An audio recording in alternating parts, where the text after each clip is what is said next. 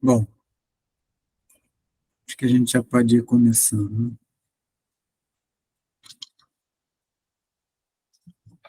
Primeiro, agradecer a presença de vocês, muitos amigos, colegas de trabalho, pessoas que estão chegando agora que eu ainda não conheci. Quero dizer que estou muito feliz de estar hoje com vocês, porque é uma primeira atividade, né? Como jogar a rede no mar. A gente não sabe quem chega, né? E é muito bacana ver amigos por aqui. Bom, então, para quem não me conhece, né, eu sou Pedro Almeida, sou psicólogo clínico, sou mestre em psicologia e estou terminando um doutorado também, que se conclui esse ano. Tenho uma experiência diversa no campo da saúde mental, com crianças, mas especialmente com a loucura, né? Então, a ideia da plataforma Topos, né, que ela parte muito desse meu encontro com essa conjugação entre, né, a pesquisa acadêmica e a prática concreta do trabalho com a vida, né? Então, estando no último ano de doutorado e depois de uma imersão muito grande, e até de uma etapa em que a pesquisa a gente fica um pouco isolado, né, escrevendo, eu decidi criar, então, essa plataforma, a plataforma Topos, é um espaço de divulgação científica em especial a respeito da minha tese e também dos trabalhos que estão no entorno, né? Tanto os trabalhos dos amigos, os trabalhos que são coletivos. Então, é uma plataforma de formação, né? É uma proposta de criar um espaço de formação em específico, né? Voltado para infância e subjetividade. Então, Topos, ela é um grupo de formação, a gente pretende aqui esse ano esse primeiro semestre, especialmente, fazer um trabalho de divulgação gratuito, né, uma espécie de democratização do conhecimento, né, divulgação do que rola dentro das pesquisas acadêmicas. Então, a gente vai ter cursos e grupos de estudo, principalmente a ideia é a gente conseguir formar um grupo, né, em torno dessa temática da infância e da subjetividade. E o objetivo dessa formação é pensar diferentemente, né? Pensar, agir e sentir diferentemente, ter uma perspectiva diferente ao respeito do que a gente entende por infância. Para isso, a gente vai precisar fazer um esforço teórico e sensível também, né? Por isso aí o convite aos artistas para estar junto com a gente. Mas também tem aí um aliado importante nessa formação, que é o autismo, né? Daí o nome da nossa aula hoje, Infância e Autismo em Cartografia. Bom, pensar a infância de uma maneira diferente implica em a gente se desprender de formas instituídas, sentidos naturalizados, representações naturalizadas, tal como a infância é uma linha cronológica que vai de de um bebê a um adulto, né? Depois a um idoso. Boa noite, William.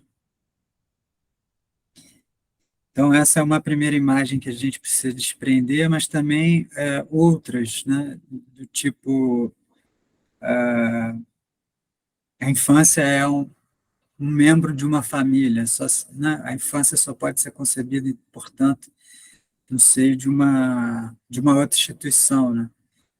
Então, a ideia de uma formação de infância e subjetividade não é propriamente nos tornarmos especialistas no tratamento, na educação de crianças, né? mas é mais pensar a infância como um aliado político que ajuda a gente a transformar as instituições às quais a gente está envolvido, né? E aí é muito interessante o encontro hoje, porque as inúmeras inscrições que a gente teve de tudo, né? Teve médicos, teve psicólogos, educadores,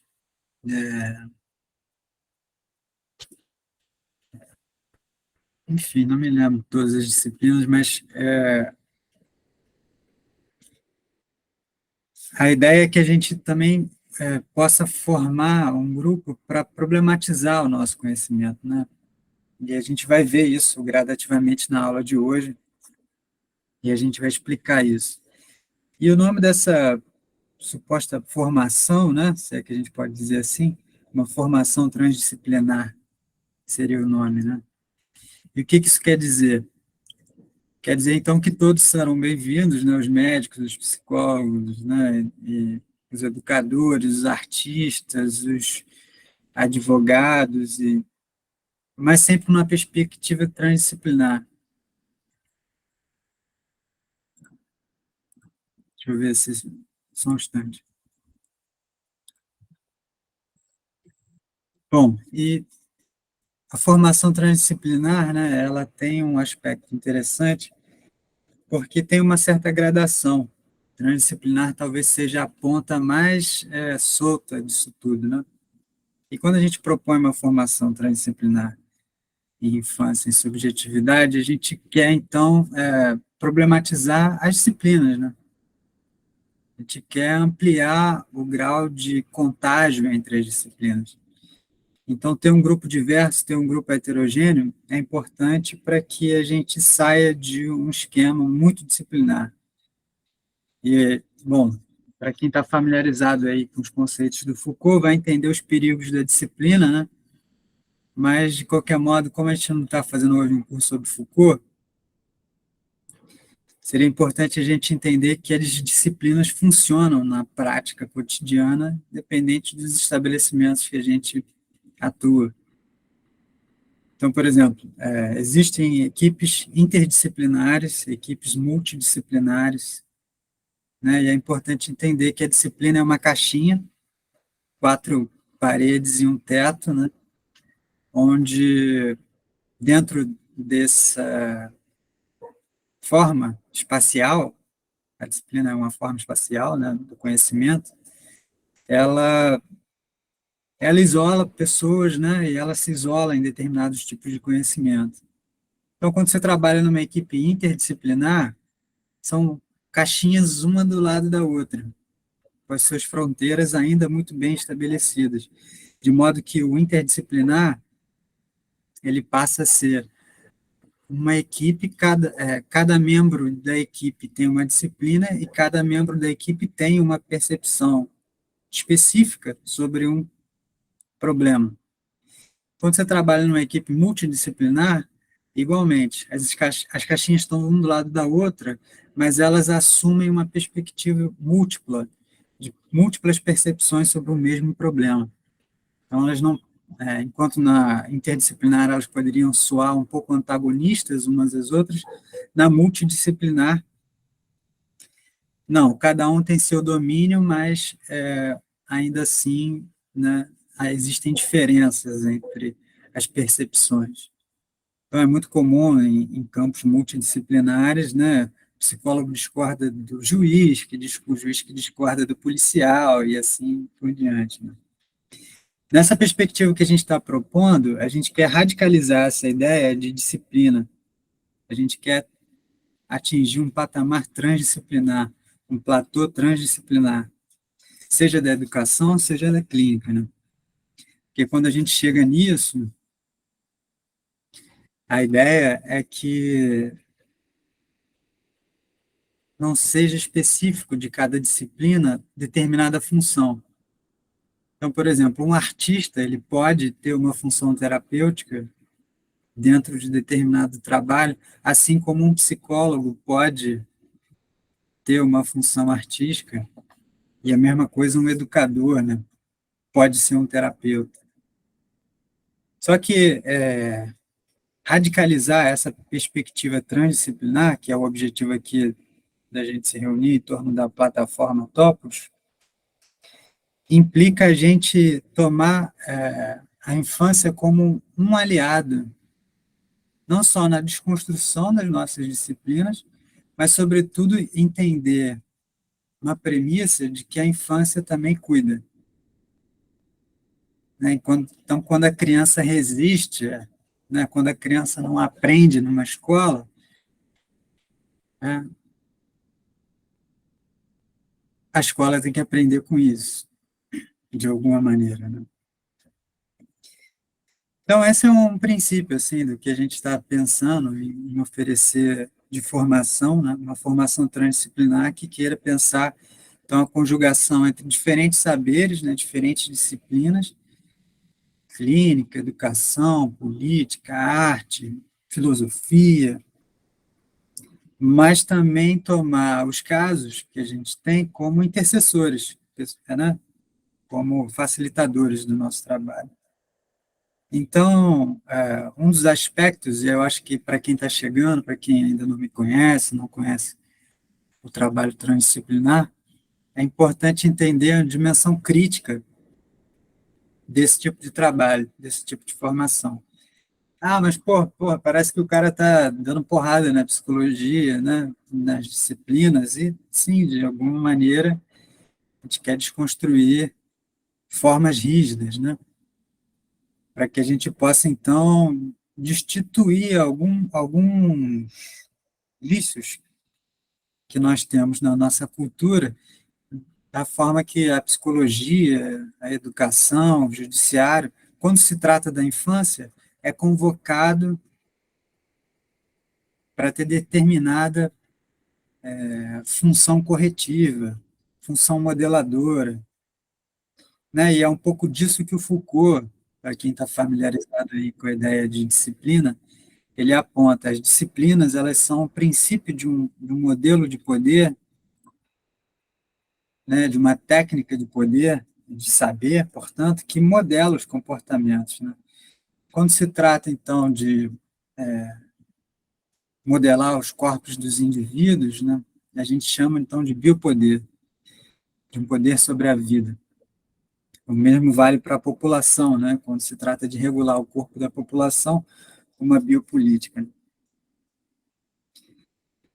E a gente tem vindo de um fracasso social grave, né, que é importante não abandonar certas políticas de proteção à infância, então é preciso lidar com as disciplinas com certo cuidado, porque recentemente houve um personagem político que queria acabar com os direitos da infância e da adolescência, o Estatuto da Infância e da Adolescência, não é bem esse o nosso propósito. Né? Quando a gente está sendo crítico, na verdade, a gente quer cuidar das nossas disciplinas, a gente quer cuidar do nosso trabalho, dos lugares que a gente trabalha. Então, aqui a crítica ela não assume um caráter destrutivo, mas sim construtivo, né, de cuidado.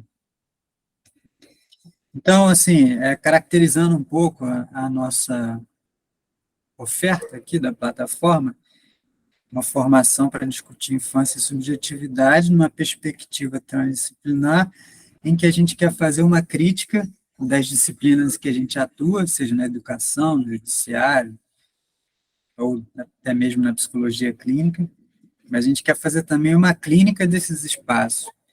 E aí, para arredondar um pouco essa ideia, talvez o título da tese de doutorado, que é a real inspiração aqui para o nosso encontro, ela explique um pouco o que a gente está chamando, então, de clínica da clínica. Bom, o título da tese de doutorado é Clínica do Espaço, Infância, Autismo em Cartografia. E, ao longo dessas páginas, né, que estão em construção, alguns princípios a gente já pode destacar assim como objetivos, né, de um trabalho sobre o espaço da clínica ou sobre o espaço da educação.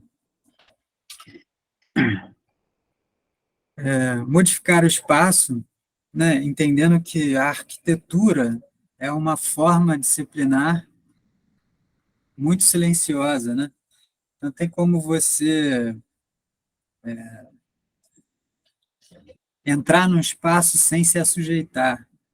E o trabalho que a criança tem, que a gente observa, é que, por exemplo, ir no hospital se torna muito difícil, porque a criança ela não está disciplinada para aquelas normas. Então, ela vai correr onde não deve correr, ela vai gritar onde não deve gritar. Isso, por si só, já torna um pouco rígida a disciplina, né? Então, o hospital vai ter lá um monte de plaquinha, né? E talvez o espaço mais absurdo seja um ambulatório, que é um lugar que se chama ambulatório, que tem a ver com ambular, que tem a ver com perambular, mas que não se pode andar naquilo. Você só tem que entrar na salinha lá do doutor e fim de papo. Então, são esses alguns problemas que a gente discute numa crítica dos espaços, né? Dos espaços disciplinares. Consequentemente, quando a gente entra numa crítica assim do conhecimento, das formas de saber e poder, a gente entra numa uma relação de modificação da relação de sujeito e objeto. A criança deixa de ser um objeto de aplicação dos nossos conhecimentos e ela passa a ser ali um aliado para transformações daqueles espaços e dos conhecimentos também. Então, acho que tem uma frase muito importante, assim, para a psicologia, quem é da psicologia vai sentir um pouco mais, que é a psicologia está muito adaptada a fazer caso clínico. E a proposta nossa é um pouco mais tomar a clínica como um caso a ser discutido, né? Para que a gente altere as formas de ver e de representar a infância e o autismo. E é um pouco isso que a gente vai ver aqui na aula de hoje. Bom, eu dividi a aula em 3 pontos, né? Um primeiro ponto de apresentação do que a gente está entendendo como oferta, né, de uma formação da plataforma Topos. Um segundo tempo, assim, que seria uma espécie de justificativa, se é que é preciso fazer, né? Também de apresentar aqui a nossa agenda, os nossos outros convites que a gente tem, né? E, por fim, a verdadeira parte importante, que é a aula em si, né? Que é as discussões e tudo. Então, como a gente foram chegando pessoas enquanto eu estava falando, acho que a gente pode dar um intervalinho, assim, se alguém tiver uma pergunta, antes da gente engrenar as próximas etapas.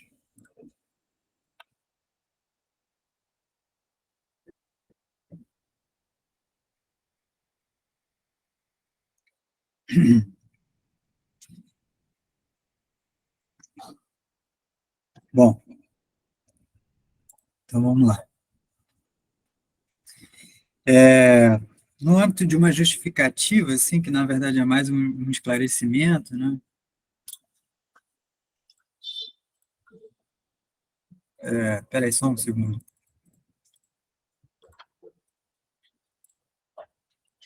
Bom, então, né, para a gente fazer uma justificativa desse convite, dessa oferta, eu separei assim 2 eixos que justificam um pouco esse convite, né? Uma primeira parte política e uma segunda parte ética, digamos assim. Então, a primeira parte política, né, é convidar as pessoas e democratizar o conhecimento, fazer uma espécie de conjugação entre o dentro da academia e o seu fora, né, que seriam os trabalhadores, né? Então, democratizar o conhecimento entre diferentes universidades também. E eu acho que um aspecto político, né, que eu disse que era um aspecto crítico, né, que é fazer uma formação transdisciplinar, né, fazer uma formação que esteja apta a enfrentar os problemas sociais mais do que se tornar uma ferramenta de manutenção do campo, né, da infância e da adolescência. Então, esses seriam os 3 aspectos políticos da nossa justificativa aqui, do nosso convite, mas o que eu mais curto e o que me é mais sedutor é a dimensão ética desse trabalho, né? Que é, enfim, conseguir transmitir e fazer, né, essa operação permanente de construir novos sentidos, né? Modificar os sentidos de infância, de autismo, até mesmo a própria noção de espaço, e compreender isso como um devir. O mundo não é uma matéria sólida, estável, em que a gente precisa conservar. Isso, né, sempre dá em fracasso. Quando alguém começa a inventar a história de como conservar as formas, pode esquecer que vai dar ruim. Então, é uma ética do nosso trabalho, seria então uma ética do devir, né? Que aí eu acho que o devir não é uma cópia, né? Dizer então um devir criança, nós aqui todos adultos, trabalhadores, né?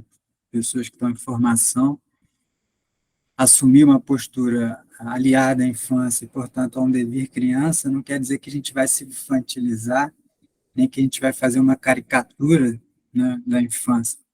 Pelo contrário, a gente vai entender que a vida humana, né, ela tem uma dimensão que é de defasagem, que a gente está sempre, ao invés de progredir em fases, do bebê para a criança, da criança para o adolescente, do adolescente para o jovem, do jovem para o jovem adulto, ao idoso,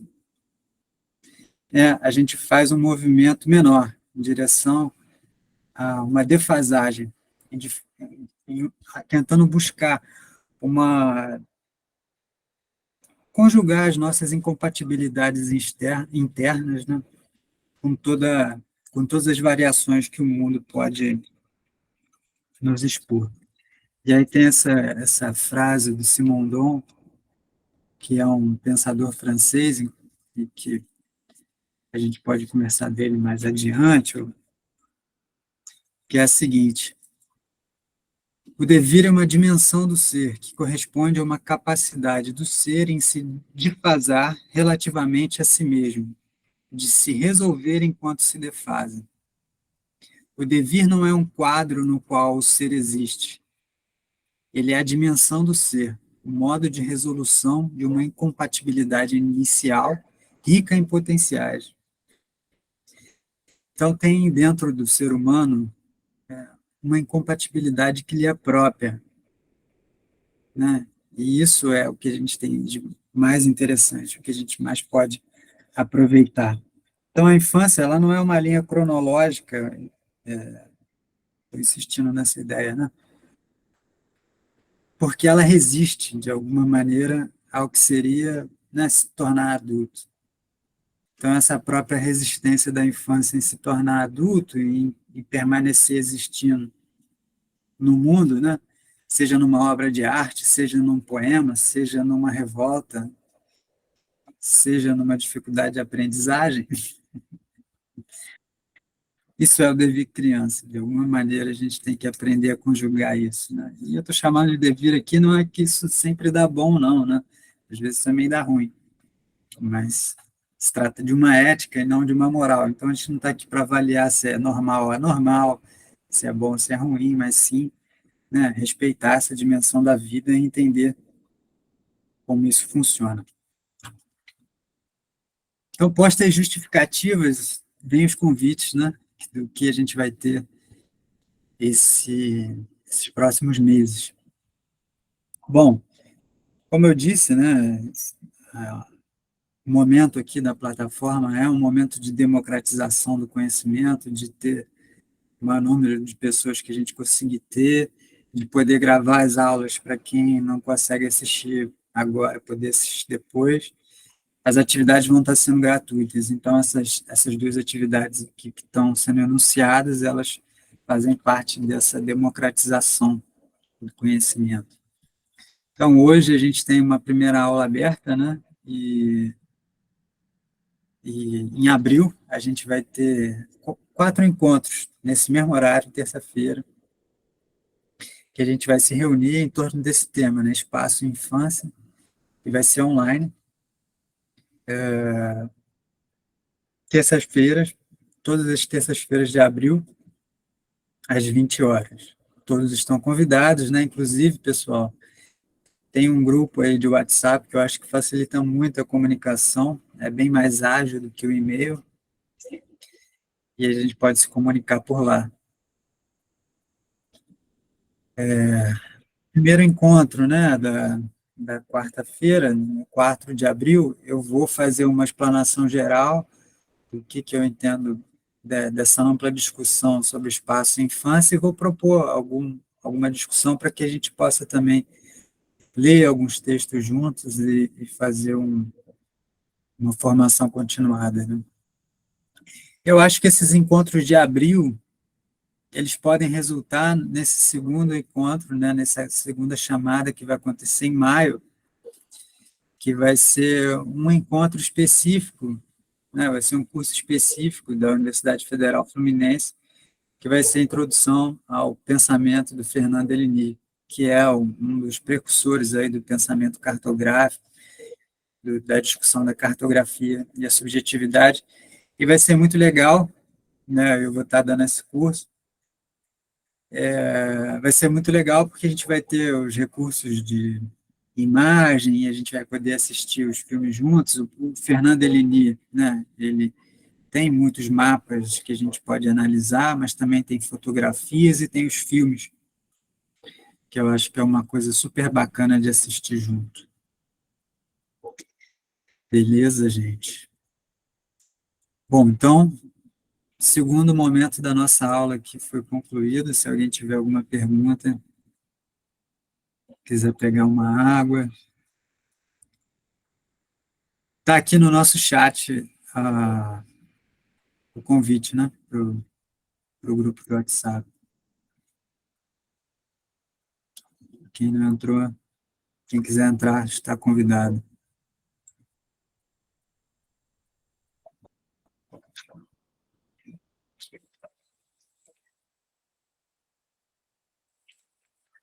E também, pessoal, quem andou pedindo certificado, me manda um e-mail.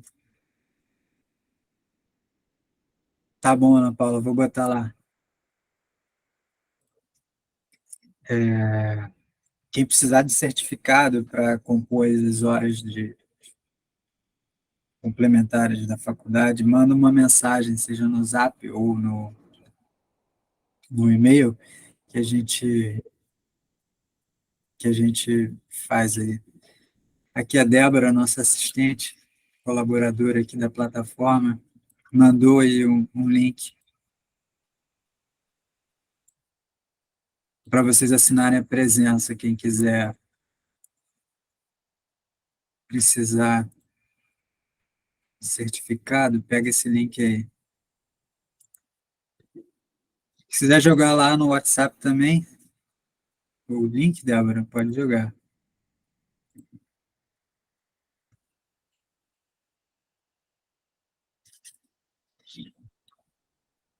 Bom, vamos então dar um mergulho aqui, né, nesse grande tema,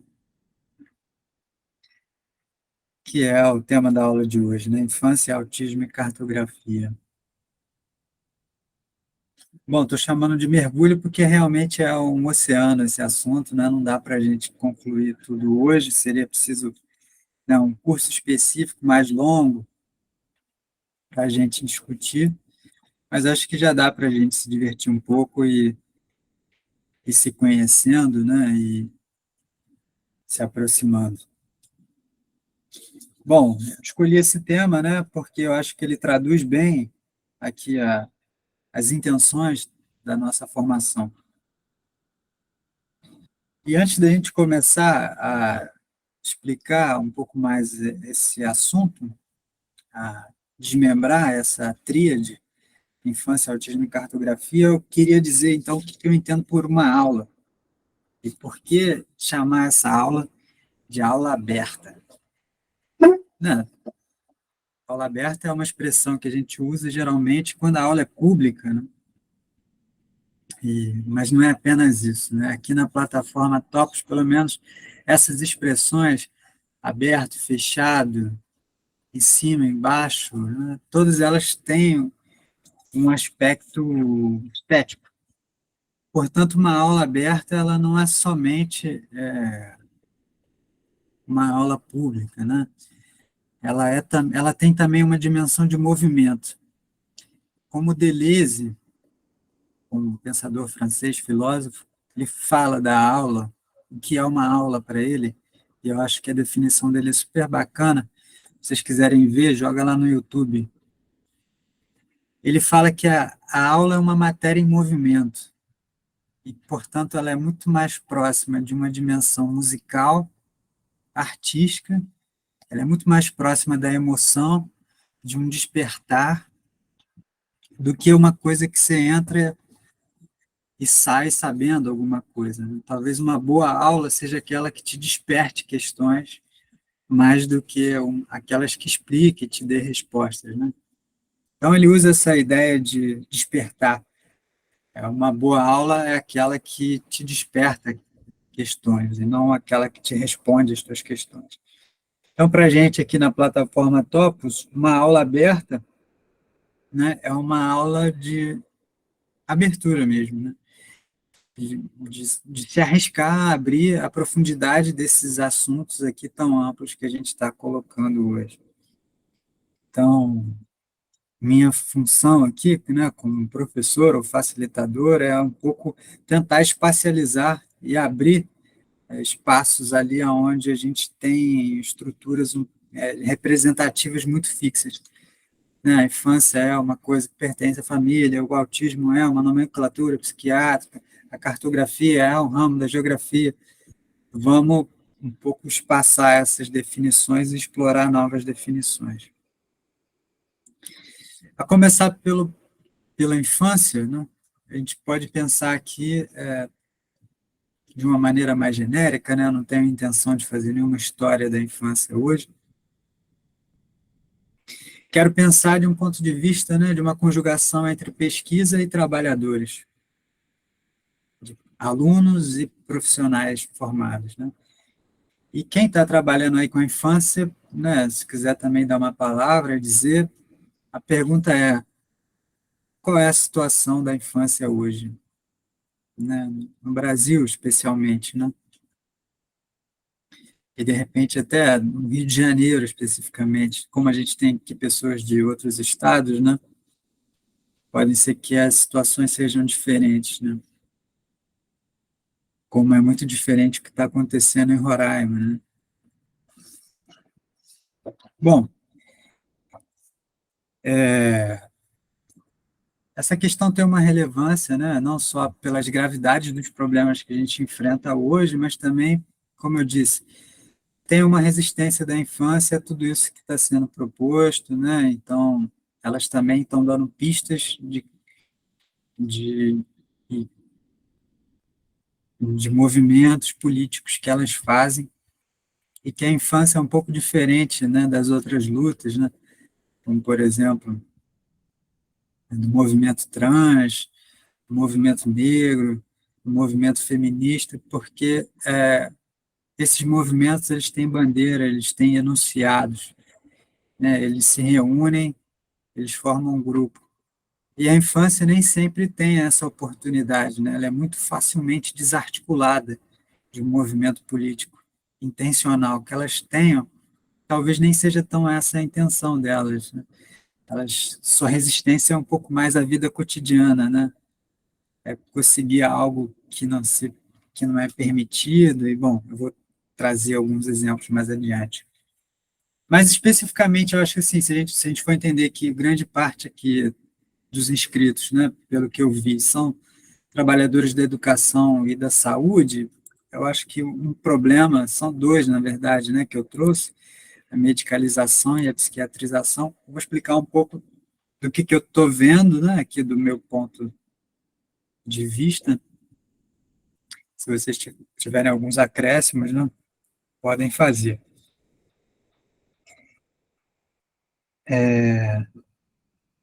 Como trabalhador e pesquisador de saúde mental, assim, eu acho que esse é um problema grave que a gente enfrenta, não só para as crianças, acho que isso também pega para os adultos, né?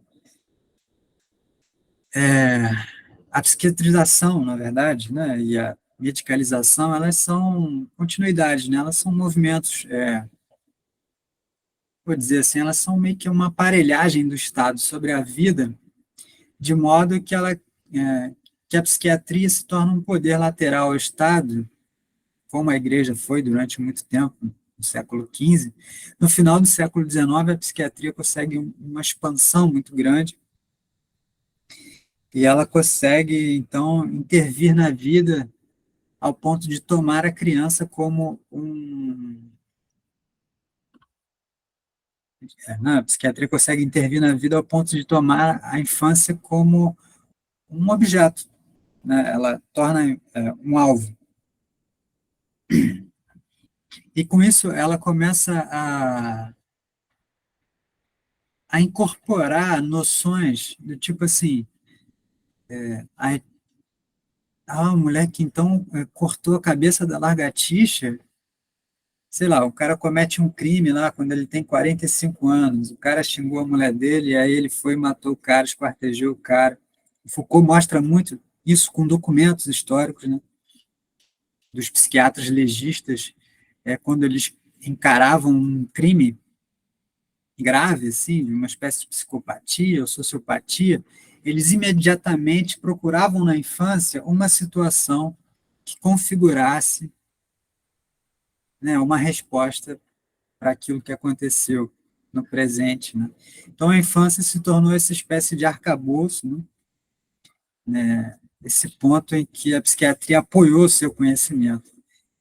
E na medida que ela foi tomando a criança como alvo de suas intervenções, sejam intervenções representativas, mas também intervenções psiquiátricas, né, de internação, o poder psiquiátrico ele começou a intervir na família e ele começou a psiquiatrizar a família burguesa a ponto dele conseguir definir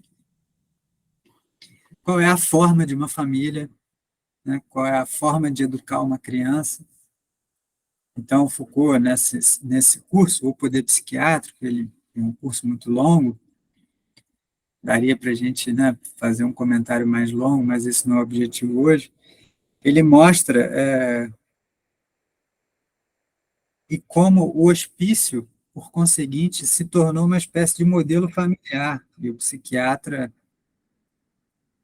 se tornou uma espécie de figura masculina, paterna. Então, a psiquiatria ela conjuga assim a formação de um objeto no final do século XIX, que é a criança, e aí, bom, é muito mais a criança que não aprende, que na época eles chamavam de idiota, de retardado, de débil mental, que isso eram nomenclaturas psiquiátricas da época, né? Hoje em dia é xingamento, né? Mas na época tinha, né, produção científica sobre isso. A psiquiatria, ao dominar esse grupo e contê-lo dentro de determinados aparelhos e determinadas arquiteturas, ela conseguiu modelar a família. E isso aconteceu assim, no final do século XIX e ao longo do século XX, isso teve, né, uma modificação ali com o aparecimento da psicanálise e de outras críticas a esse modelo rigoroso da psiquiatria de Pinel. Mas, bom, a psiquiatria, como eu disse, ela é um aparelho do Estado e, portanto, ela é um braço forte da psiquiatria, quer dizer, do capitalismo, e que, portanto, ela também está sempre se atualizando como capitalismo e talvez a medicalização que a gente conheça hoje, ela não seja nem tanto um objetivo, né? Ela é mais uma consequência de uma forma de representar a infância, de uma forma de representar a infância dentro da família, de uma forma de representar os processos da infância.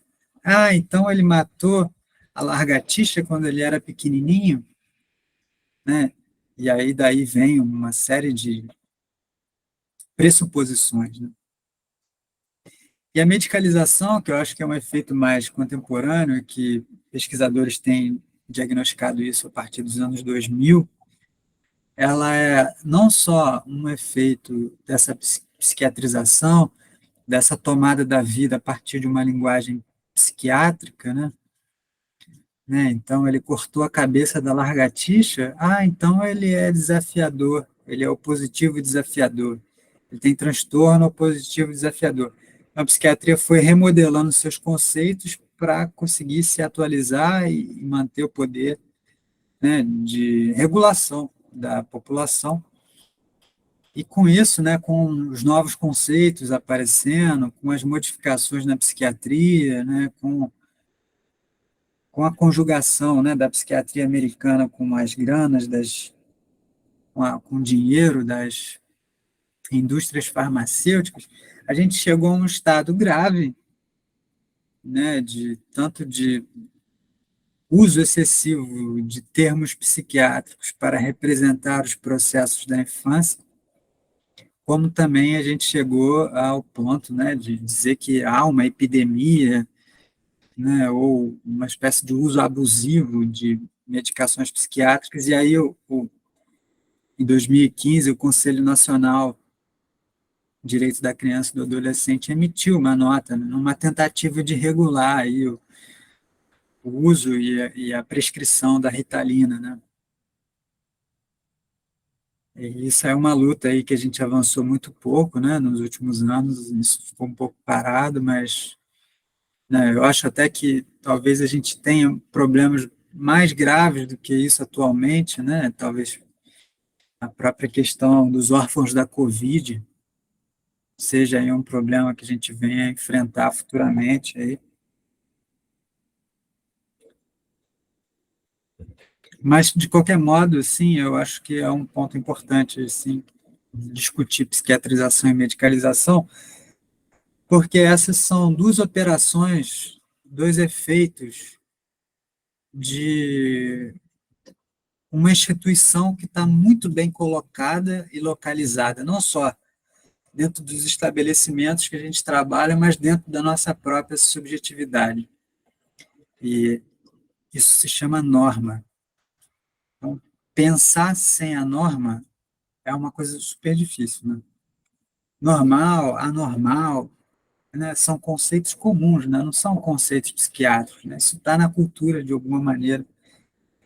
Então, é super difícil pensar diferentemente quando a gente tem, né, instituições dentro de nós.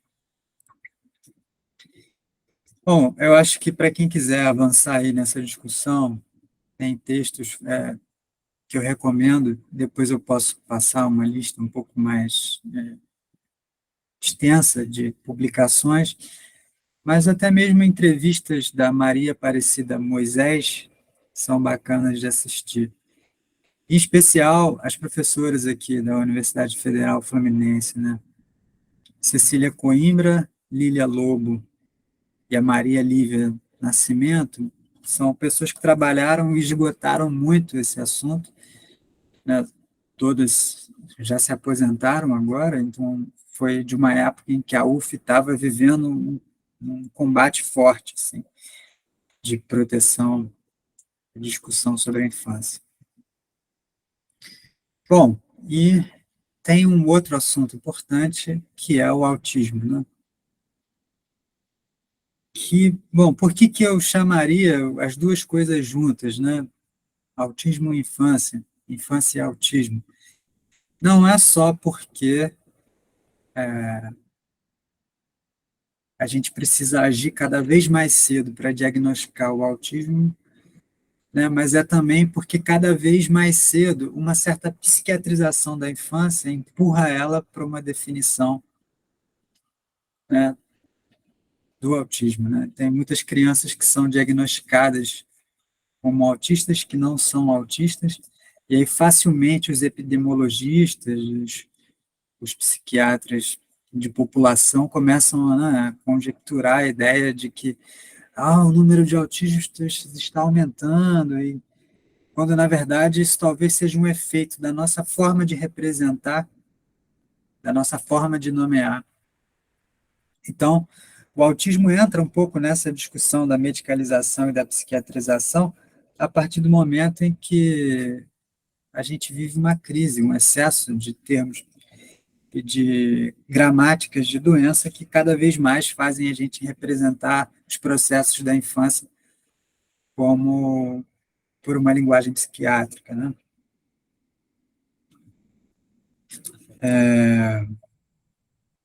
Então, o que a gente chama hoje de transtorno do espectro autismo, do autismo, nem sempre foi dessa forma. O mesmo vale para transtorno de déficit de atenção e hiperatividade. Antigamente, o que era o autismo, né, era autismo mesmo, né, não tinha outro nome. Aí inventaram o tal do transtorno do espectro autismo, que colocou um gradiente ali. Espectro, eu não sei se vocês sabem, é um aparelho, é um grau de medidas. Então, o gradiente da luz do arco-íris, a passagem de uma cor para outra, ou o feixe de luz que se abre em inúmeras outras cores, né? Do branco ele vai para o roxo, para o verde, para o lilás. Esse é um espectro de cor. Quando eles incorporam essa noção da física, o espectro é uma ideia da física, para trazer uma definição do autismo científica, né, eles querem dizer o autismo não tem nenhuma explicação biológica, fisiológica,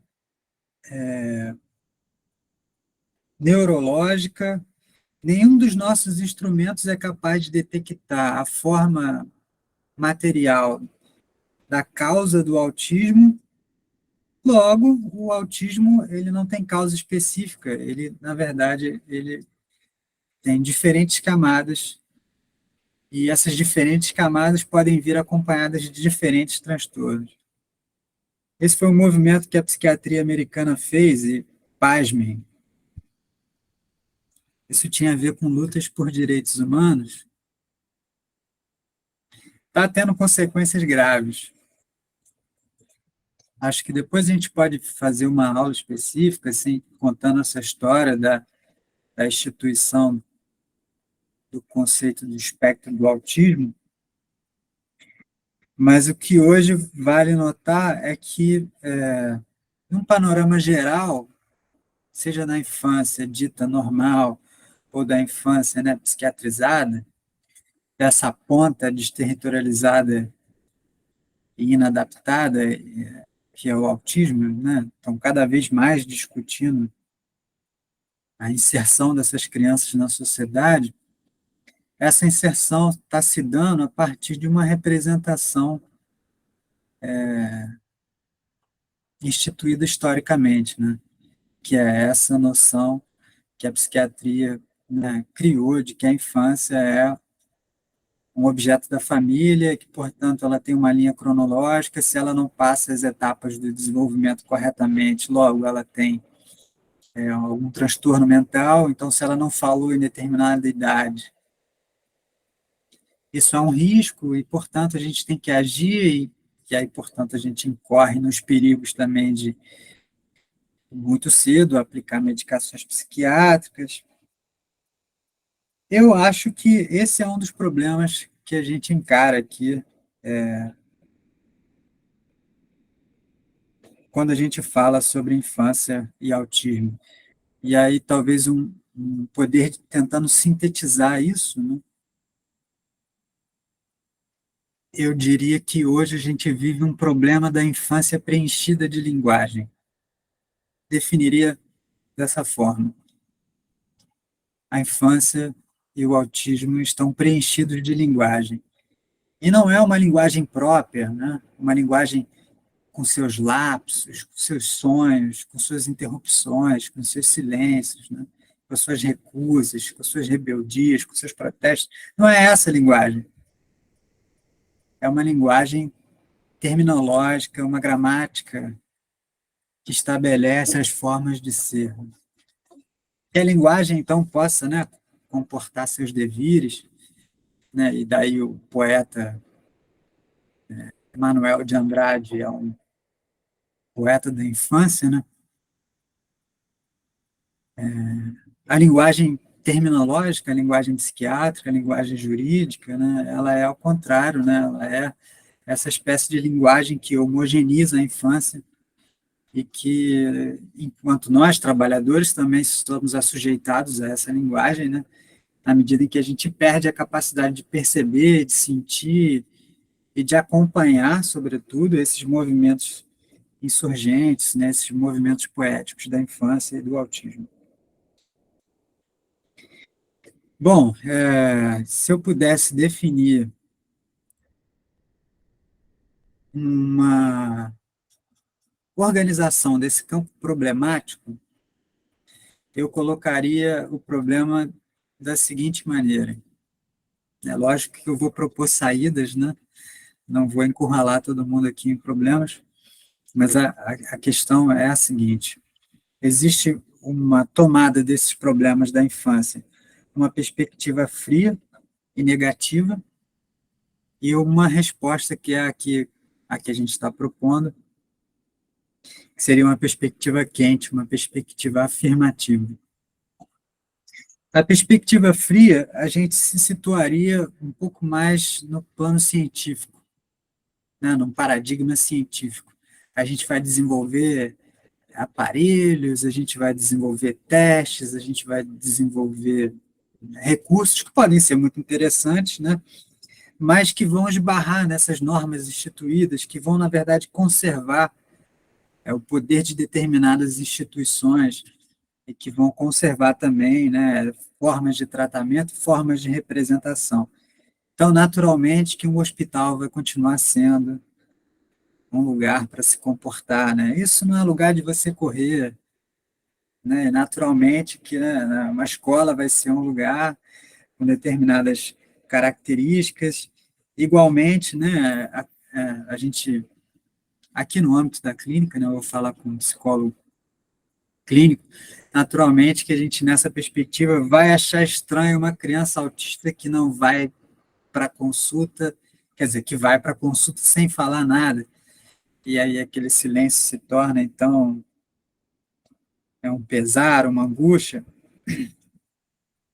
Então, nessa perspectiva fria, nessa perspectiva negativa, a gente poderia descrevê-la como sendo uma negação das potências políticas da infância, uma negação da dimensão poética da infância, em prol de uma defesa da sociedade. É preciso incluir as crianças autistas, né? Eu concordo absolutamente com isso. Agora, a forma como a gente vai fazer isso é outra história, né? E aí entra aqui a nossa oferta, né? O nosso convite de uma perspectiva quente, de uma perspectiva afirmativa, que então quer dizer e quer defender. A infância não é o porvir do homem.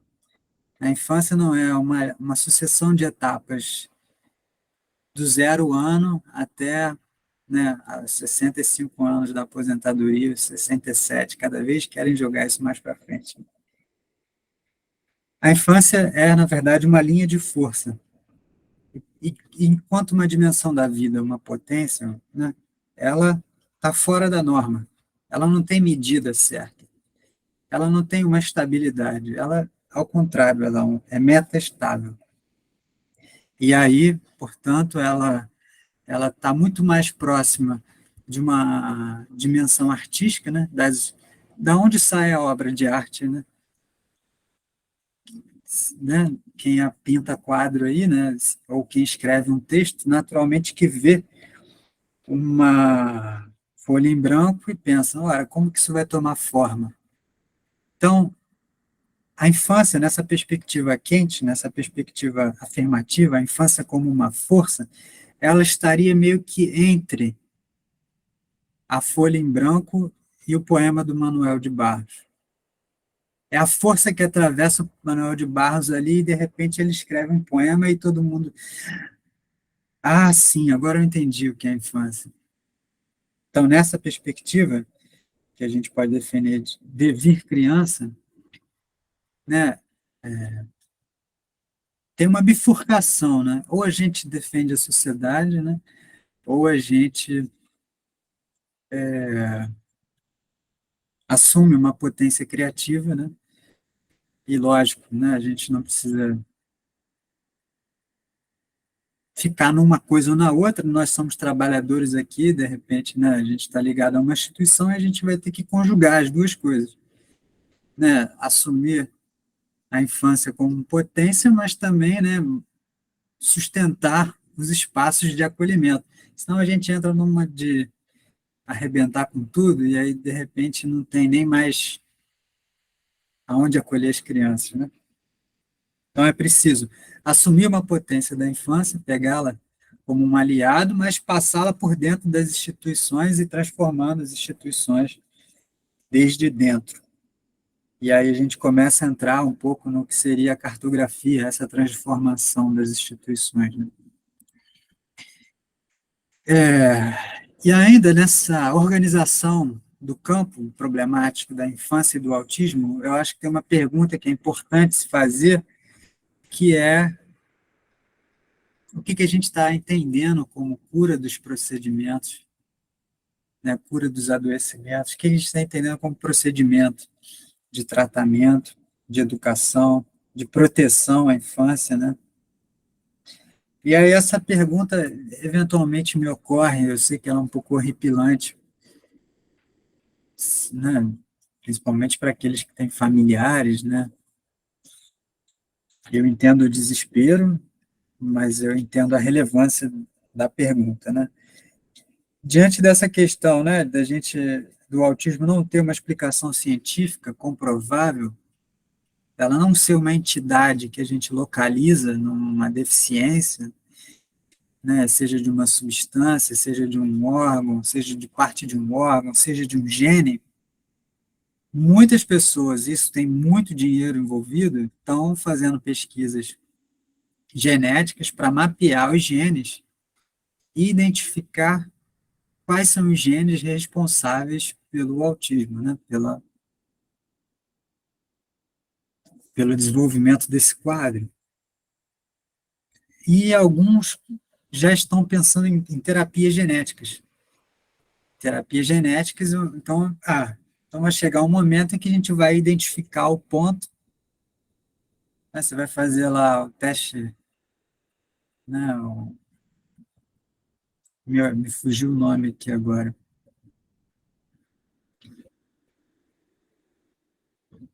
Pré-natal, você vai lá fazer o pré-natal, aí você vai fazer um examezinho lá que vai te dizer se o seu filho tem risco de ter autismo ou não. E a gente está cada vez mais perto disso, né? E aí eu acho que pinta uma pergunta ética que é, e se a gente chegasse nesse ponto, né? Se a gente chegasse ao ponto de descobrir qual é o filo genético do autismo, ao ponto de a gente poder ir lá e rasurar o humano, ao ponto de impedir que aquele humano especificamente nasça. Será que a gente não incorreria, então, num genocídio de um povo inteiro, né? Ou o autismo não é um povo, não é parte da população? Então, são questões que povoam aí nosso campo problemático e que, portanto, organizam aí as decisões que a gente precisa tomar. E aí eu acho que a gente consegue, da problemática infância e autismo, a gente consegue, então, organizar uma guerrilha. E certamente que a infância tem seus combates, não achem que não, né?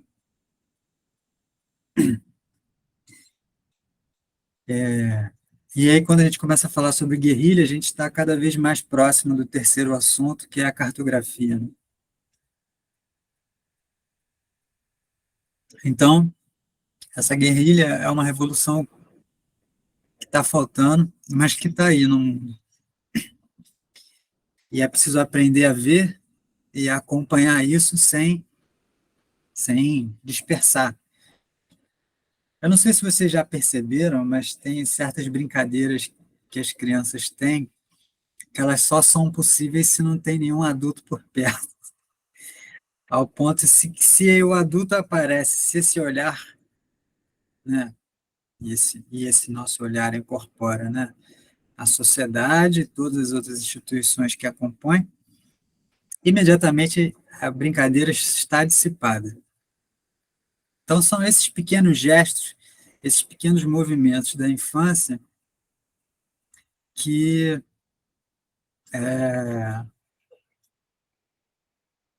são as pistas para a gente ir traçando um plano de ação, de combate ao lado da infância. Deixa eu dar uma olhada aqui como é o meu planejamento.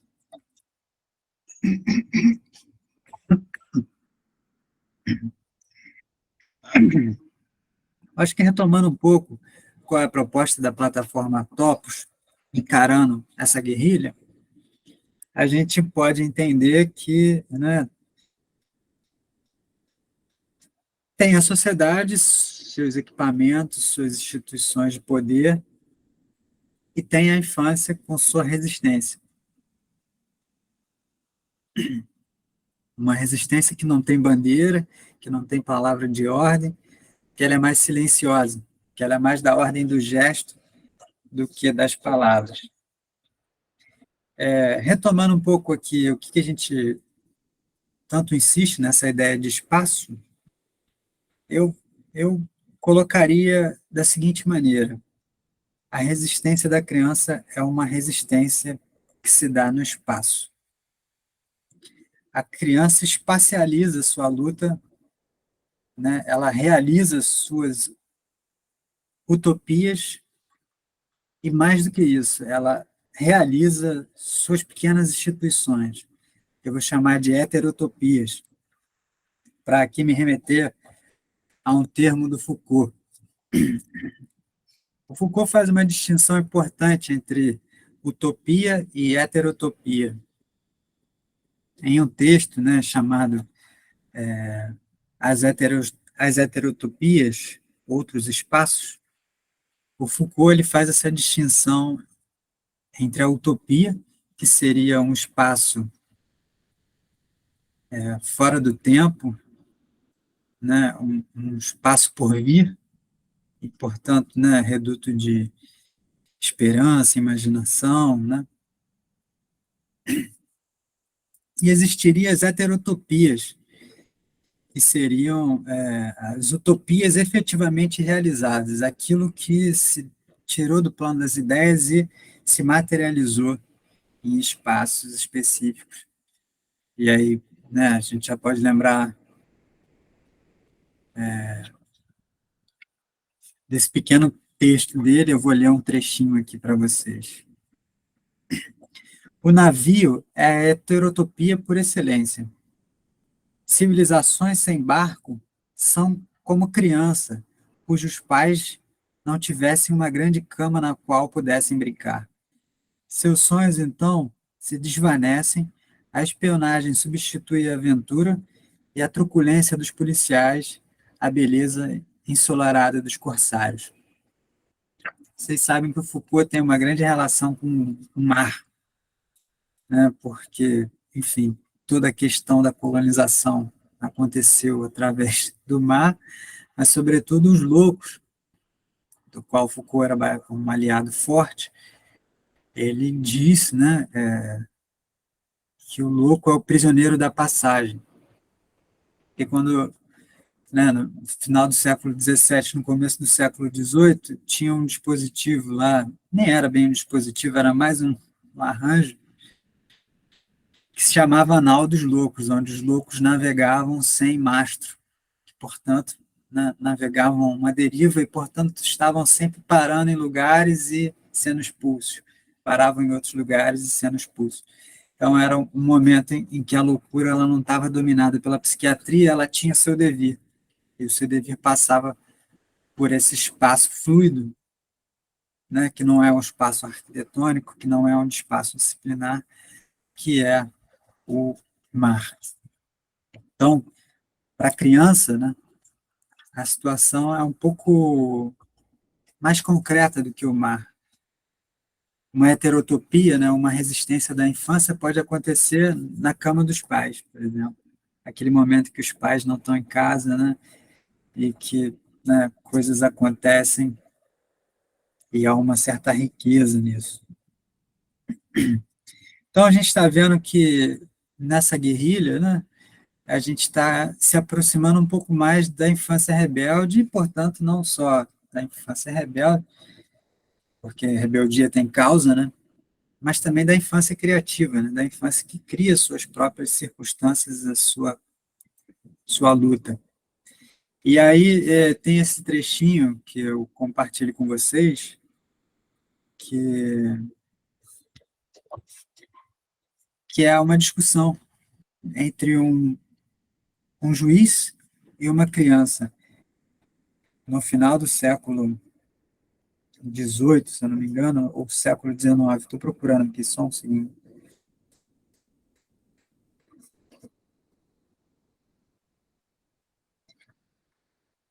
Bom, esse é um trechinho de um jornal chamado La Phalange, que foi publicado em 1840, e que o Foucault transcreve esse trechinho dessa discussão no livro Vigiar e Punir. Então, depois do Foucault mostrar como que a sociedade desenvolveu aparelhos de docilização, né, de acabar com a rebeldia, de controlar e modelar os presos e, consequentemente, o exército e controlar a família, o Foucault destina uma parte da sua pesquisa a descobrir como que se deram os processos de modelação da infância. E aí ele traz esse trechinho, eu vou ler para vocês. Então, é um diálogo, né, entre o presidente e a criança. Então, a criança diz, o juiz diz, né, cada um deve dormir na sua própria casa. E o garoto responde, eu tenho casa? Senhor, o senhor vive em perpétua vagabundagem. O garoto responde, eu trabalho para ganhar a vida. E qual a sua profissão? A minha profissão? Em primeiro lugar, eu tenho 36, mas não trabalho para ninguém. Já faz algum tempo estou por minha própria conta. Tenho as minhas ocupações de dia e de noite. Assim, por exemplo, de dia eu distribuo impressos grátis a todos os passantes. Corro atrás das diligências que chegam para carregar os pacotes, dou meu show na avenida. De noite são os espetáculos. Vou abrir as portas, vendo as senhas de saída, sou muito ocupado. Aí o juiz diz para ele: seria muito melhor para o senhor estar colocado numa boa casa e lá fazer seu aprendizado. Ah, sim, uma boa casa, um aprendizado. É chato, mas esses burgueses resmungam sempre e eu fico sem minha liberdade. Seu pai não o chama? Não tenho mais paz. E sua mãe? Também não. Não tenho parentes nem amigos, livre e independente. Eu acho que esse texto é muito especial porque ele mostra que essa guerrilha e esse elogio que a gente está fazendo na infância não é ingenuidade nossa, né? Não é que a gente está dizendo assim, ficar para sempre, né? Essa relação, né? De resistência super importante, certamente, mas tem também um sofrimento nisso, né? Então, acho que esse texto ele conjuga um pouco o humor que as crianças conseguem, né, ter na sua luta e também mostrar. Na verdade, eu acho que esse texto mostra três coisas, né? Primeiro, o humor das crianças, como elas conjugam esse humor para desviar da luta e, consequentemente, do sofrimento. Mas há também um terceiro aspecto nesse texto, que é a dimensão espacial da resistência. Esse moleque está na rua, esse moleque está o dia inteiro para cima e para baixo, né, conectado com uma multiplicidade de pessoas super diversas. E a gente tem que entender que isso acontece não só lá em 1800, mas acontece aqui a todo instante, né? E é lógico, né, dependendo da rua, a resistência muda, né? Os aliados mudam, os perigos igualmente, né? E o Rio de Janeiro conta essas histórias aí, com as suas ruas e suas chacinas também. Então, eu diria, formularia dessa forma, né? A resistência da criança é uma resistência que se coloca no espaço. E se tratando de espaço, a gente entra aí no terceiro tempo da nossa aula, né? O que seria a cartografia, portanto, né? A cartografia, vocês sabem, ela é de origem, né? Um conhecimento da geografia e, portanto, a geografia ela tem um propósito científico na sua origem. Sobretudo, se algum geógrafo tiver aí, me corrija, por favor. A geografia ela nasceu como uma ferramenta do exército. Então, ela tem a função de fazer o mapa, localizar pontos específicos nesse mapa, determinar territórios, representar territórios, né, conter populações e distribuir populações, né, mapear o território inimigo para facilitar o ataque, mapear o território próprio para fazer com que o ataque do inimigo seja frustrado. Então, essa é a origem científica da cartografia. Eu diria assim, essa é uma cartografia de guerra. Mas ela também é um instrumento da colonização, né? E aí vocês, né, podem ver a história da África, quando se estabeleceu a divisão das colônias e, portanto, o que era de cada colono, o que era da Alemanha, o que era da França, o que era da Bélgica, o que era de Portugal, o que era da Inglaterra, ao estabelecer aquelas linhas, né, aquelas linhas imaginárias, se recortou territórios e populações. Então, teve grupos rivais que ficaram no mesmo território, consequentemente, grupos familiares e próximos que tinham relação de sustentabilidade foram recortados. Né? Deixa eu dar uma olhada aqui na mensagem do Felipe. A origem da geografia como disciplina é meio controversa, depende muito do referencial. Mas certeza que avanços técnicos e a história do pensamento geográfico está intimamente ligada às estratégias militares. Sim. Eu me refiro aqui a um texto do Foucault, que tá em Microfísica do Poder, que é uma entrevista que ele dá sobre a geografia. Acho que, de repente, pode ser legal.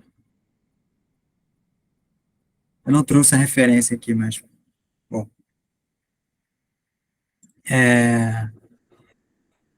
A cartografia que a gente está propondo, né, ela só se assemelha a esse aspecto na sua produção de mapas.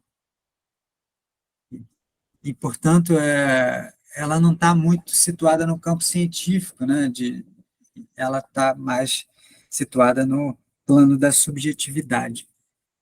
E aí, para explicar a cartografia, tentando ser o mais breve possível, e aproveitar bem aqui o finalzinho da nossa aula, eu separaria a cartografia em três aspectos, né? Um de atualidade, um filosófico e um teórico e clínico.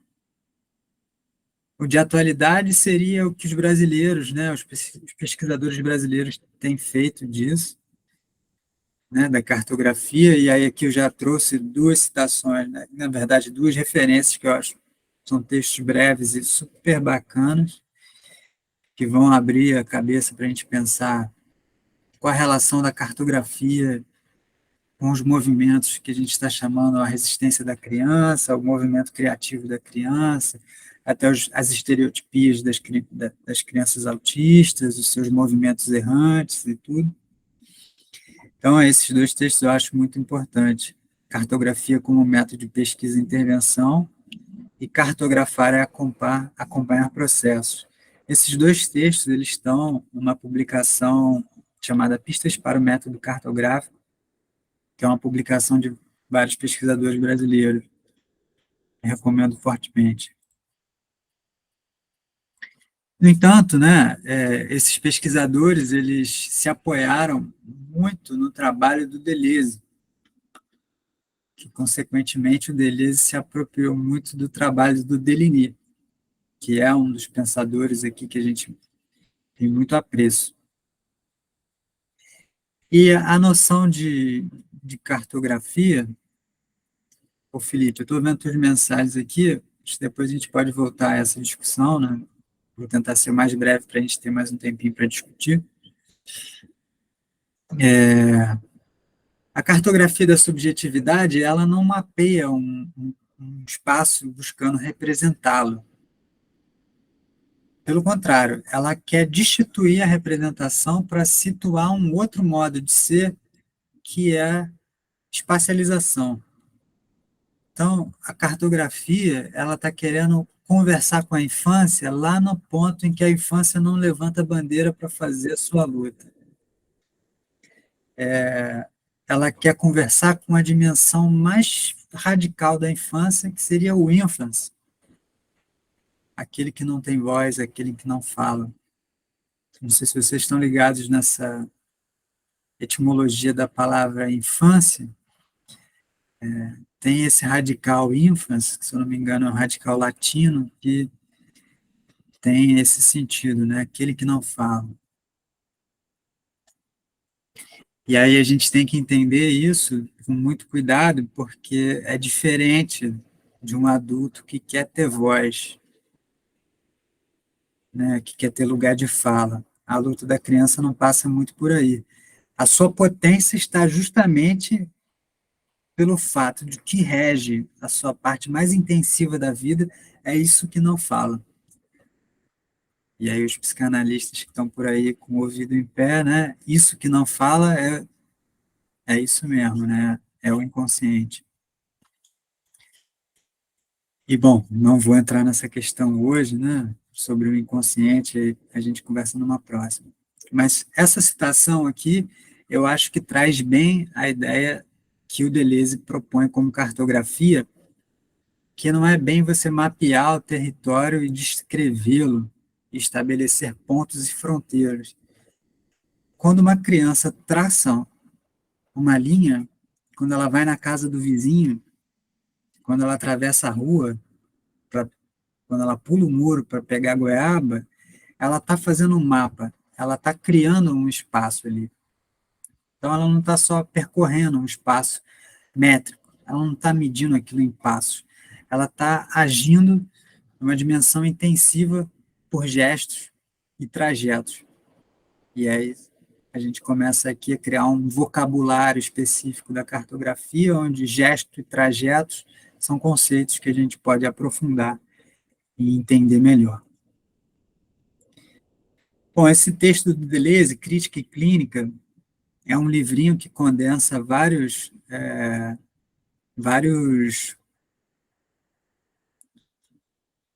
Arildo, eu vou passar a gravação para vocês depois, né? Acho que pode servir de ajuda aí.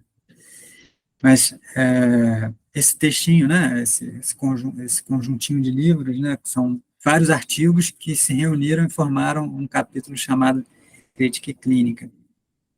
E, em especial, um texto muito bacana que se chama O que Dizem as Crianças, ou O que as Crianças Dizem, é um texto em que o Deleuze ele conversa um pouco sobre a cartografia, sobre os movimentos e a relação da infância com o espaço. Eu vou ler para vocês aqui o trechinho. O trajeto não se confunde com a subjetividade dos que percorrem um meio, mas com a subjetividade do próprio meio, uma vez que este reflete naqueles que o percorrem. Ou seja, o espaço não é uma qualidade estável, em que basta você pular o muro para chegar do outro lado. Para pular o muro para chegar do outro lado, tem uma série de universos e sensíveis que provocam, né, como um meio fluido.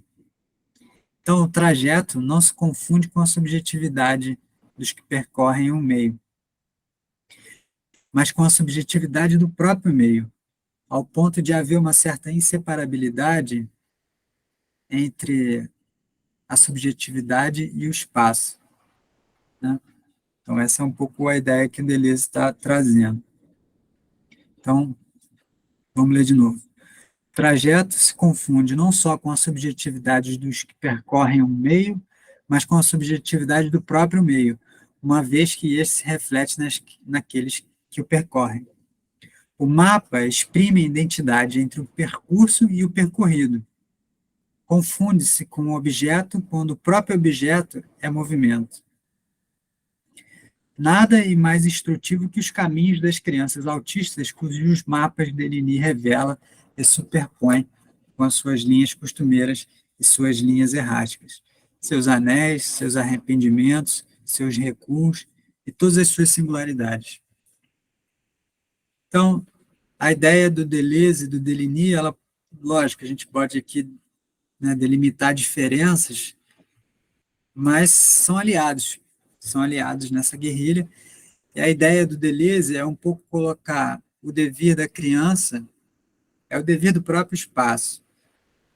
À medida que a criança percorre um espaço, ela modifica esse espaço. Então, ele deixa de ser uma arquitetura, a arquitetura desaparece em prol de um meio fluido.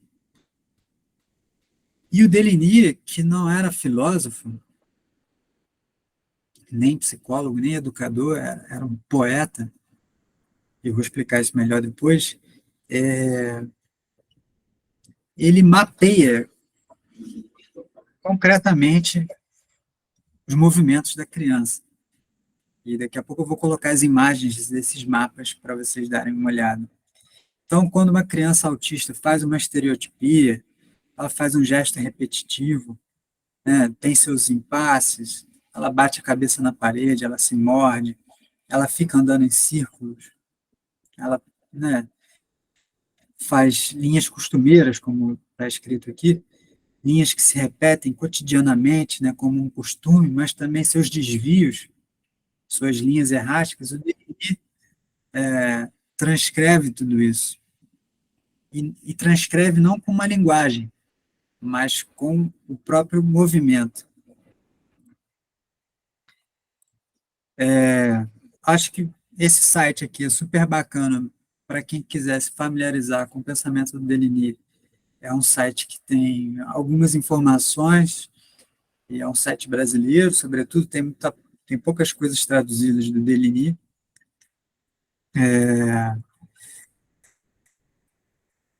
E lá vocês vão ver mapas, fotografias, os filmes e trechos de livros, né?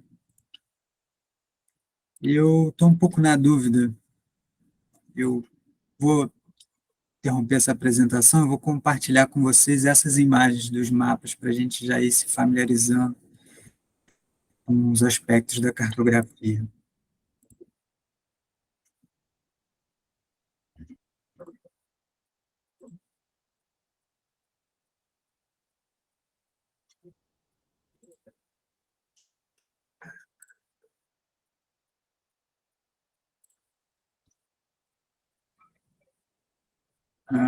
Só um segundo.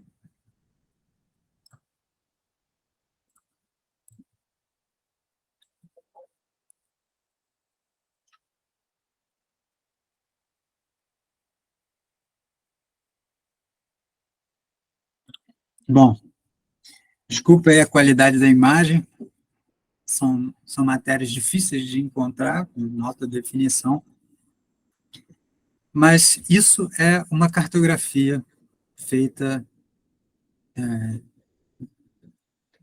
por uma presença de um adulto que acompanhou o movimento de uma criança autista.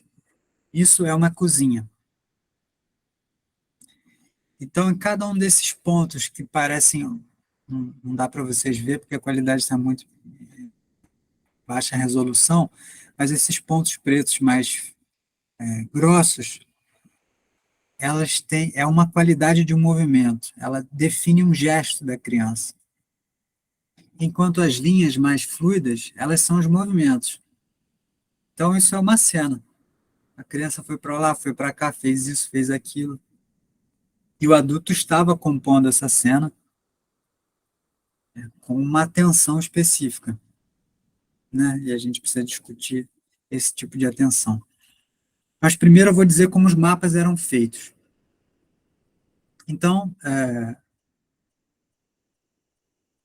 o Deligny, ele, em 1968, 1969, ali mais ou menos perto da Revolução Contracultural de maio de 68, ele cria um espaço longe de Paris, longe de Foucault, longe de toda a turma famosa do Deleuze, e ele vai para a roça, literalmente, vai morar numa região montanhosa e que tinha uma história específica nessas montanhas porque elas serviram de refúgio para diferentes grupos em diferentes épocas. E, então, por exemplo, durante a perseguição dos judeus em 1945, 1940 e 1945, essa região chamada Cévenne foi ocupada por alguns, por uma resistência, né?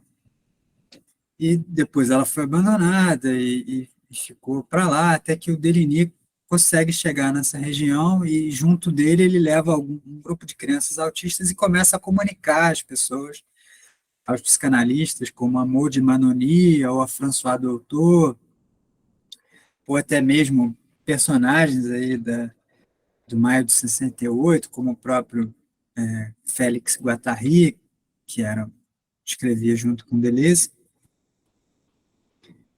o François Tosquelles e toda essa galera que fazia parte ali da revolução do pensamento francês, ele começa a anunciar, ó, estou recebendo crianças autistas na seguinte perspectiva, ó, a gente não faz clínica e a gente não faz educação. Ah, mas então, Deline, o que você é? Eu sou poeta e etólogo. Poeta porque ele, né, trabalha com uma estética, com uma linguagem específica, que não é uma linguagem representativa, e etólogo porque ele acompanha o movimento da espécie humana. E hoje não vai dar tempo da gente aprofundar muito no Deligny, mas isso pode ficar para abril, né, no próximo encontro. Então, o Deligny começa a receber crianças autistas e ele não está fazendo clínica nem educação. E outro aspecto importante lá do tratamento que eles davam a esses espaços, que eles chamam áreas de convivência, é que ele não trazia especialistas para trabalhar com ele. Vinha lá a filha do pedreiro, vinha o outro ativista que, pô, está meio sem perspectiva de vida, aí tem um artista que passa por lá, aí tem um cineasta que está desiludido, e ele começa a reunir esse tipo de pessoas, que são pessoas que não entendem nada sobre autismo e que acompanham essas crianças 24 horas. As crianças ficavam abrigadas lá um tempo, né? E, em determinado momento, o Deligny, né, escuta de uma pessoa dizer assim, olha, pô, eu não aguento mais ver esse garoto se machucar, bater a cabeça na parede, eu não sei o que eu faço, tudo que eu faço dá errado, só piora a situação. Aí o Deligny fala para ele assim, bom, então você traça o movimento da criança. E ali se descobriu uma estratégia de suspender uma atenção intencional e se experimentar uma corporeidade espacializada ou uma atenção espacializada. Abre-se o corpo para o espaço, de modo que o olho está, né, lá fazendo pão, o outro está lavando louça, e a criança está lá rodando atrás de você. Para quem aí já conviveu com crianças autistas sabe do que eu estou falando, o quanto essas crianças andam, se mexem e agem, né? E isso permitiu que as presenças próximas desses cuidadores, né, saíssem da norma, que esse é o nosso propósito aqui da plataforma Topos, né? Que a gente possa desarticular a norma que existe dentro de nós, a nossa consciência vigilante, né? A nossa exigência astuta em disciplinar as pessoas, né? Em pressupor semelhanças, e que a gente possa ter uma convivência espacializada que o Deligny chamou de comum. Não é eu nem você, é o comum da espécie, é o humano. E aí as imagens são muito legais porque gradativamente, né, o Deligny vai mostrar que essas linhas, né, elas são as linhas da infância, e esse mapa, as linhas da infância e as linhas do humano, esse mapa que vocês acabaram de ver é o mesmo mapa anterior, só que sem o plano de fundo. Então, como que eram feitas as cartografias? Se desenhava um plano de fundo, uma cozinha ou algo do tipo, e em cima desse plano de fundo se colocava uma transparência, onde se desenhavam essas linhas mais fluidas. E é muito interessante quando você descompacta o movimento do espaço, quando você abre esse espaço entre, as linhas saltam. E aí aparece a ideia de teia. E aí um dos textos mais famosos do Deligny é O Aracniano. Eu quero muito ler esse texto de novo com vocês. Não sei se dá para ver aí. Foi lançado no Brasil em 2015. O Deligny começa a entrar numa, assim, que tem uma relação entre a infância e o humano. E assim como a criança não é o porvir do homem, assim como a criança não é uma linha reta entre a infância, o adulto e a terceira idade, o humano também não é uma relação reta entre o homem. Então ele faz uma distinção entre o humano e o homem que somos. Então ele começa a criar um vocabulário poético e teórico, e através disso ele enfrenta grandes problemas, grandes autores da época dele, para fazer uma série de distinções. Existe o homem que somos, que é um ser de linguagem, um ser de consciência, um ser de querer, de tudo que a linguagem pressupõe, vontade, intenção. E existe o humano, que seria a dimensão espacializada da vida, menos ligada ao espaço e mais ligada, quer dizer, menos ligada à linguagem e mais ligada ao espaço. O Deligny radicaliza essa aposta e a gente também quer pegar a carona nisso para experimentar quais as consequências dessa aposta ética no espaço, nessa aposta ética no silêncio das crianças, né? No silêncio das palavras. Então, só para vocês terem mais uma ideia de um outro mapa, né? Cada mapa tem um estilo porque é feito por pessoas diferentes, né? E lá no site que eu recomendei para vocês, Encontro Deligny PUC, tem alguns mapas e tem alguns comentários também. Os mapas comentados são super bacanas, vale a pena conferir. Esse aqui provavelmente é o mapa é, do movimento da criança numa área de que se lava louça. Cada rabisco desse, mais escuro, dentro de um quadrante, delimita pontos em que a criança fez determinados gestos. Enquanto a linha laranja provavelmente é a linha do adulto, e na verdade, não. Todas as três linhas, a laranja fina, a laranja mais grossa e a outra que sobe, são os movimentos das crianças. Enquanto esse círculo que contorna o espaço é meio que a área delimitada espacialmente, né? Porque como eram espaços abertos, depois eu vou mostrar algumas fotografias de como eram os espaços, não eram hospitais ou escolas, não tinham muitas paredes esse espaço. A delimitação do espaço se dava pela qualidade da presença do adulto. Se o adulto está tranquilo ali, é muito provável que a criança consiga ficar nesse espaço, enquanto que se algo sai, né, do costumeiro, a criança traça uma linha de ranço, uma linha de fuga. Aqui tem um outro mapa, né? Os mapas são muito bonitos e valem a pena ser estudados. Bom, aqui vocês podem ver que a criança autista está com um objeto na mão e havia uma prática artística de criar objetos aleatórios nas áreas de convivência para que eles se tornassem espécies de pontos de referência não simbólicos para as crianças.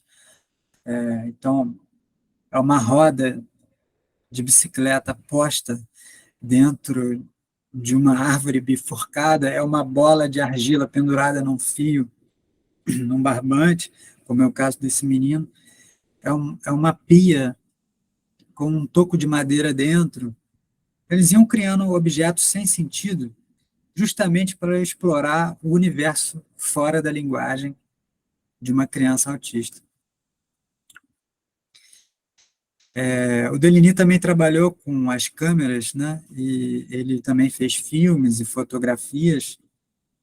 E aqui tem uma cena de um filme que se chama Le Moindre Geste, O Mínimo Gesto, em que ele filma, um filme super longo, tem 3 horas, e muitas cenas de silêncio, e ele vai filmando os gestos repetitivos da criança autista, demonstrando um respeito profundo à singularidade da criança. Então, aquilo que, numa linguagem psiquiátrica, né, se chamaria facilmente de estereotipia, que, portanto, está muito agitado, está desobediente, lá nas áreas de estar, não, é um respeito profundo a essa singularidade, portanto, uma ética aí para ver os gestos das crianças fora de uma linguagem psiquiátrica. E aqui está a outra cena do filme, desse menino chamado Yves, que passa longas horas do filme, né, arrastando essa corda aí no meio do mato. O filme tem uma história que eu não vou contar hoje, mas só estou aqui para mostrar algumas imagens de como eram os espaços, né? Aqui outra imagem muito bonita, né? Muito provavelmente essa é uma estereotipia, né, de levar a mão no rosto, né, que é uma característica dos autistas de conjugar tato e visão, tato e paladar, né, de viver os sentidos numa multiplicidade e não, né, com as zonas erógenas bem delimitadas, né? O olho para olhar, o cu para cagar, a boca para comer. Os autistas vivem isso de uma maneira expansiva e aberta, né? Aqui uma outra cena de uma filmagem, né, de um adulto que filmando o gesto de um garoto autista pintando uma tela. E, por fim, aqui uma última imagem, Deligny aqui ao fundo da fotografia no canto direito, com um garoto apoiado nele, aqui no outro canto, um outro garoto apoiado numa árvore, próximo à cena que tem 3 adultos filmando. Então é muito interessante isso, porque Deligny recebia crianças que supostamente eram incuráveis, intratáveis, e que jamais conseguiriam viver em sociedade, e ele, portanto, passa a mostrar que essas crianças, elas não só fazem cinema, né, elas participam dos filmes, né, atuam nos filmes, e os filmes, lógico, eles não têm um aspecto hollywoodiano, né, então a história não é linear, são filmes que criticam a linguagem, mas ele mostra que, na verdade, não é as crianças que são inadaptadas à sociedade, é a sociedade que não consegue acolhê-las, né, na sua diferença. Então, quando ele assume uma posição de acompanhar essas crianças através de instrumentos cartográficos que não são instrumentos de linguagem representativa, quando ele bota essas crianças para fazer cinema, que não é um cinema de rosto, um cinema, né, de história linear, ele passa a colocar a situação, acolher essas crianças é fazer uma crítica à sociedade, e não incluí-las na sociedade, não. E nesse ponto ele tem uma perspectiva bem radical, que para ele não basta inserir as crianças na sociedade, é preciso inserir a sociedade nessa lógica humana, que é diferente do homem que somos. Então, não bastaria incluir as crianças na sociedade, seria preciso modificar a sociedade para que elas possam ter lugar nisso. Como elas não estão nem aí para a sociedade, e como a sociedade não está nem aí para ela, o Deligny ele se torna um grande pensador da margem, de espacialidades outras que não são instituições, não são estabelecimentos, não são arquiteturas, mas são a margem, o fora, as bordas da linguagem, a linguagem interrompida, e daí ele vai criando várias imagens para dizer essa dimensão humana que é absolutamente espacializada. Então, o humano não seria, para o Deligny, tornar-se humano não é adquirir a linguagem e participar da sociedade. Tem alguma coisa anterior a isso, mais primordial, que o interessa, e aí ele topa uma briga forte com Freud, divergindo do mal-estar da civilização, e justamente isso, né? O mar retorna aí como uma jangada, né? Para navegar nesse mar desconhecido do humano, é preciso criar uma jangada. E a jangada é uma estrutura espacial muito diferente de uma instituição, porque uma instituição ela tem todas as suas paredes bem colocadas e, né, seus lugares bem definidos. A jangada é uma superfície flutuante, que ela tem que ser suficientemente frouxa para suportar as ondas do mar.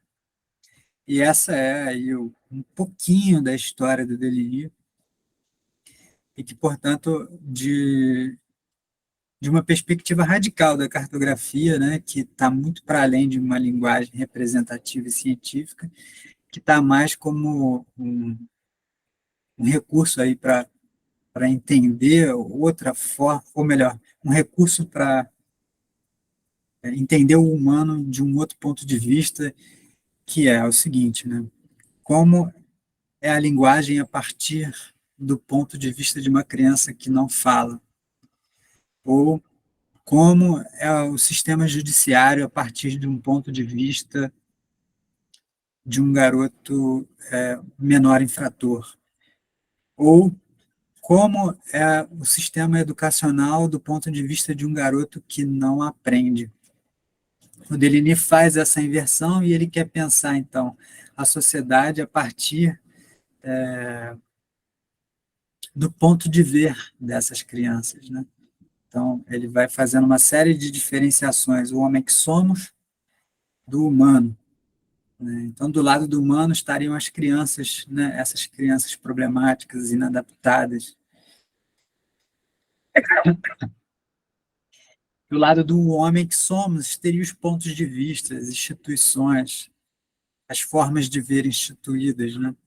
Enquanto do lado das crianças estariam ali uma câmera aberta, né? O ponto de ver. Então, sei que hoje ficou muito corrido aqui a nossa discussão, tem um pouco mais para a gente falar do Deligny, a gente vai ter encontros futuros, mas eu gostaria de fechar com essa ideia de que cartografar não é apresentar os movimentos da infância e do autismo, cartografar é tentar achar uma brecha na sociedade para que essas linhas de resistência da infância invadam as instituições por onde a gente está, seja na educação, na psicologia, nas artes, no judiciário, seja onde for, para que a infância tenha um lugar político e criativo dentro, né, do nosso trabalho. E essa é um pouco a perspectiva aqui que a gente quer trazer para a plataforma Topos, e é esse um pouco que a gente quer compartilhar com vocês também.